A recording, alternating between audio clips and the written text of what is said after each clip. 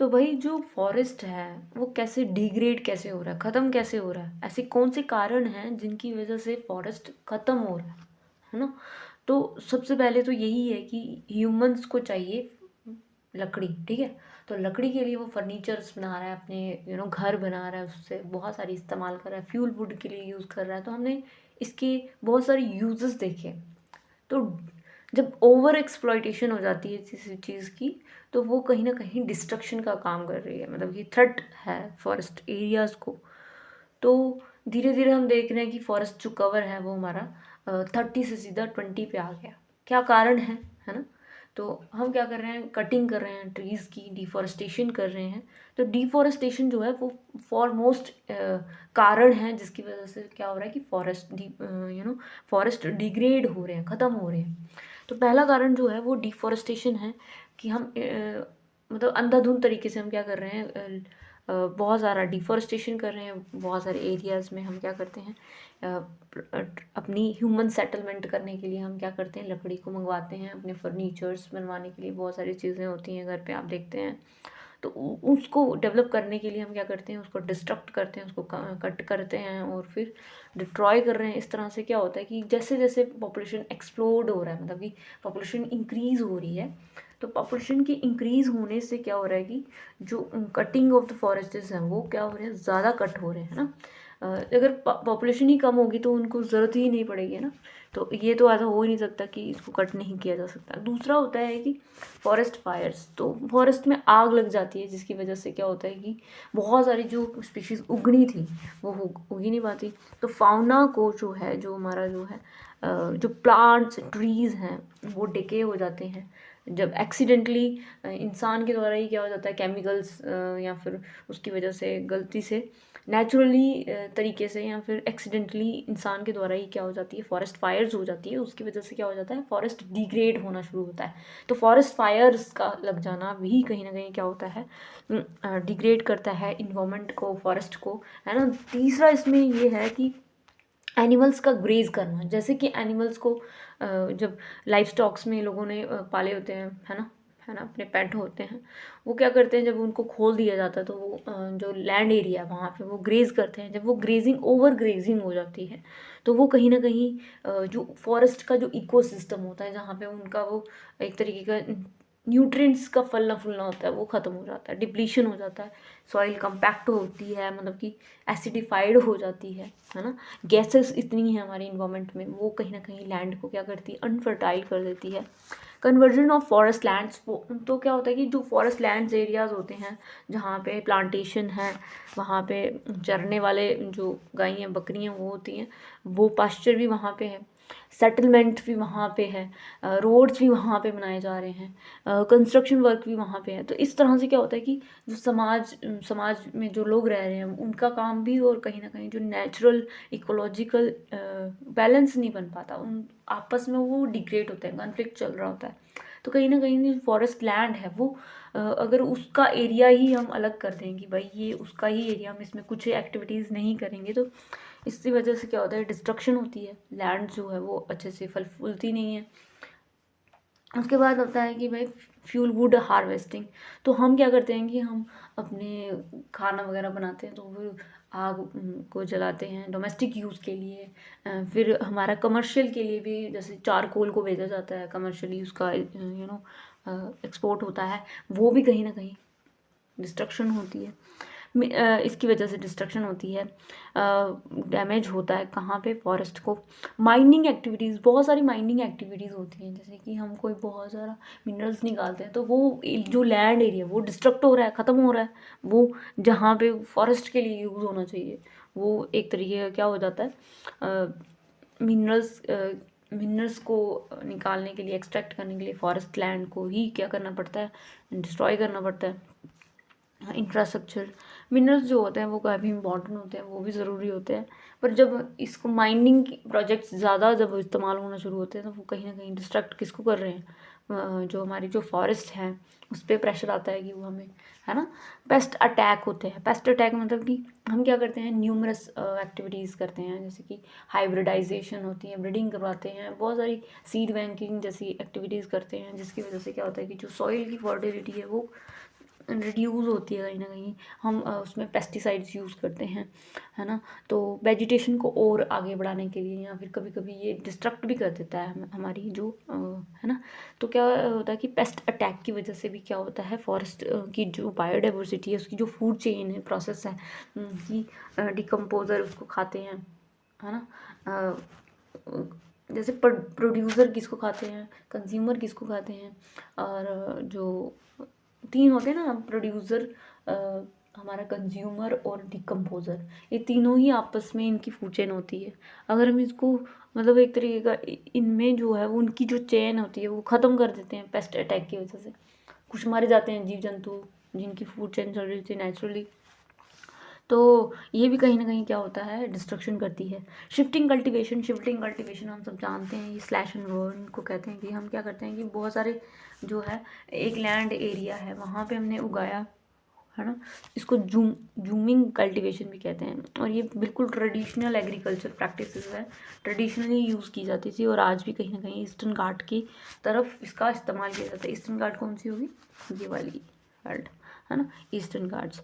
तो यहाँ पे स्लैश एंड बर्न टेक्निक्स का इस्तेमाल किया जाता है, जैसे उड़ीसा हो गया, है ना। तो वेरी शिफ्टी कल्टीवेशन जो है वो लार्ज स्केल में होती है, और इसकी वजह से क्या होता है कि यहाँ पे हमने कल्टीवेशन की, तो हमने जो ये एरिया यूज़ किया था ना, इसको हमने इसकी कटिंग कर ली, और कटिंग करने के बाद यहाँ पे आग जला देते हैं। जलाने की वजह से क्या होता है कि वो उसकी जो फर्टिलिटी होती है, जो लैंड होती है, वो बिल्कुल ही क्या होती है, अनफर्टाइल हो जाती है। शिफ्टिंग कल्टीवेशन कहीं ना कहीं क्या करती है, वो जो लैंड में जो फूड चेन बन रही होती है, जो मतलब होता है ना, नेचुरली जो फर्टाइल लैंड होती है, उसका भी डिस्ट्रक्शन हो जाता है। हम क्या करते हैं, इकोलॉजिकल इम्बैलेंस हो जाता है। क्लियर फॉरेस्ट को क्लियर करने की कोशिश करते हैं अपने से, तो हम अच्छा काम करते हैं कि ये फॉरेस्ट एरिया है, हमने इसको काट लिया, और काटने के बाद हमने इसको क्या किया, साफ़ करने के नाम पे हमने क्या कर दिया, इसको जला दिया। जलाने के बाद क्या होता है कि भाई, जलाने के बाद इसकी जो मिट्टी है वो अनफर्टाइल हो जाएगी, या फिर वो इस्तेमाल करने के लायक ही नहीं बचेगी लैंड, है ना। तो कहीं ना कहीं ये भी वो इम्पॉर्टेंट होती है।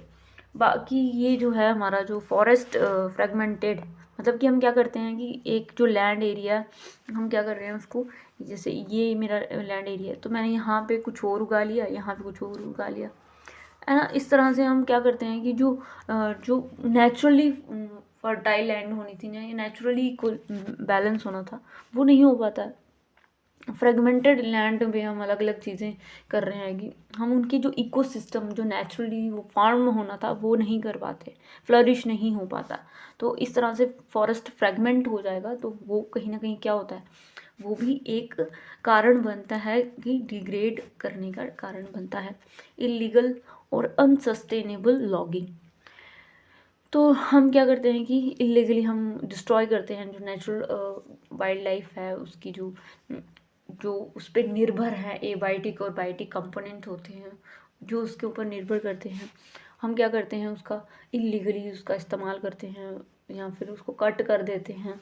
वो भी कहीं ना कहीं ये क्या करता है, डिस्ट्रक्ट करता है किसको, फॉरेस्ट को। क्लाइमेट चेंज, तो क्लाइमेट चेंज हो रही है, हम सब जानते हैं कि जैसे कि इंडस्ट्रियलाइजेशन की वजह से भी क्लाइमेट चेंज हो रहा है, पर फॉरेस्ट पे इम्पैक्ट पड़ता है इसका। फॉरेस्ट क्या करता है, अपनी जो जो फर्टिलिटी है वो डैमेज हो रही है क्लाइमेट की चेंज की होने की वजह से। अगर टाइमली जो रेनफॉल है वो नहीं हुई, रेन नहीं हुई, है ना, टाइमली जो रेन फॉरेस्ट एरियाज़ हैं, मतलब कि जैसे कि हम देखते हैं कि जो ट्रॉपिकल लैंड एरिया है, जो ट्रॉपिकल एरिया है, यहाँ पे अगर सूरज की रोशनी टाइम से नहीं पड़ रही है, यहाँ पे फ्लक्चुएशन हो गई क्लाइमेट में, तो कहीं ना कहीं जो जो जो फॉरेस्ट एरिया है उस पर इम्पैक्ट पड़ेगा, वो ख़त्म होने के कगार में आ जाएंगे। तो कहीं ना कहीं क्लाइमेट भी कहीं ना कहीं थ्रेट है, क्लाइमेट चेंज भी एक थ्रेट है कहाँ पे, बायोडाइवर्सिटी में। अब हम शॉर्ट में देख लेते हैं कि भाई व्हाट इज़ द कारण क्या है कि फॉरेस्ट डिग्रेड हो रहा है। तो हम देख रहे हैं कि सबसे पहले तो इंसान, डिफॉरेस्टेशन की वजह से बहुत सारी प्रॉब्लम खड़ी हो रही हैं।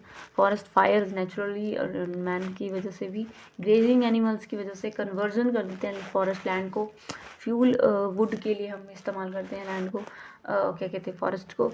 माइनिंग जो है, माइनिंग एक्टिविटीज़ होती हैं जिससे हमें बहुत सारे मिनरल्स, कमर्शियल यूज़ भी होता है, वो भी कहीं ना कहीं क्या करते हैं, जो इकोसिस्टम है उसको डिस्ट्रॉय करते हैं। पेस्ट अटैक, मतलब कि पेस्टिसाइड्स का यूज़ करके हम क्या करते हैं, ज़्यादा पैदावार करने की कोशिश करते हैं, वो भी कहीं ना कहीं क्या करते हैं, इकोलॉजिकल इम्बैलेंस क्रिएट करता है। शिफ्टिंग कल्टीवेशन हो गया भाई, अब शिफ्टिंग कल्टीवेशन है ना, एक लैंड से दूसरी लैंड पे इस तरह से जो है वो लैंड जो है वो 3 साल तक वो उसका इस्तेमाल ही नहीं होता है। तो शिफ्टिंग कल्टीवेशन में कहीं ना कहीं क्या कर रही है, फॉरेस्ट को डिग्रेड कर रही है। Forest illegal unsustainable logging, climate change की वजह से भी क्या हो रहा है, फॉरेस्ट डिग्रेड हो रहा है। तो ये कुछ कारण हैं जिसकी वजह से क्या होता है, डिफॉरेस्टेशन होती है, या फिर कह लो कि फॉरेस्ट को थ्रेट है यहाँ। और आप देखते हैं कि फॉरेस्ट जो होते हैं वो हमें ऑक्सीजन प्रोवाइड करते हैं, हमारे जो एटमॉस्फेयर है उसको बैलेंस में रखते हैं। फोटोसिंथेसिस प्रोसेस होती है जिसमें ऑक्सीजन वो लेते हैं, ऑक्सीजन देते हैं हमें, और कार्बन जो गंदी गैस होती है वो उसको ऑब्जर्व कर लेते हैं। कहीं ना कहीं बैलेंस, इकोलॉजिकल बैलेंस रहता है। अगर हम इसको काटते रहेंगे, पॉपुलेशन एक्सप्लोड हो रही है, बहुत ज़्यादा पॉपुलेशन बढ़ने की वजह से, इंफ्रास्ट्रक्चर की वजह से वो अपना इस्तेमाल कर रहे हैं, एवरीडे लाइफ में उसका इस्तेमाल कर रहे हैं, उनको नीड की ज़रूरत है, तो वो तो काटेगा, है ना, वो रॉ मटेरियल लेगा इससे। तो हमारा क्या फुलफिलमेंट है कि भाई हम पॉपुलेशन एक्सप्लोजन पे कंट्रोल करें, है ना। फायर हो जाती है गलती से, है ना, नेचुरली भी लग जाती है, और कहीं ना कहीं इंसानों की वजह से भी फॉरेस्ट फायर का, इंडस्ट्रियल की डेवलपमेंट हो रही है, इंडस्ट्रीज़ डेवलप हो रही हैं। जैसे जैसे इंडस्ट्रीज़ का डेवलपमेंट हो रहा है वो कहीं ना कहीं कॉज कर रही हैं, केमिकल्स यूज़ कर रही हैं, है ना। एग्रीकल्चर एक्सपेंशन, एग्रीकल्चर में बहुत सारी एक्टिविटीज़ आ गई हैं, प्रैक्टिसेस आ गई हैं, जिसकी वजह से वो भी कहीं ना कहीं उसके इकोलॉजिकल बैलेंस है, जो एग्रीकल्चर जो फॉरेस्ट लैंड एरिया की जो बैलेंस रहना चाहिए वो नहीं रह पाता। वो क्या कर रहा है, कटिंग कर देता है अपनी एग्रीकल्चर के लिए, है ना। जिसमें जूमिंग कल्टीवेशन की बात की हम लोगों ने, नॉर्थ ईस्टर्न रीजन में हमें पाया जाता है ना। और बहुत सारे हाइड्रो इलेक्ट्रिक प्रोजेक्ट्स भी होते हैं, जो प्रोजेक्ट्स यूज़ किए जाते हैं, है ना। और माइनिंग हो गई। तो यही सारे कारण होते हैं जिसकी वजह से पॉलिसीज़ इकट्ठा करते हैं, है ना।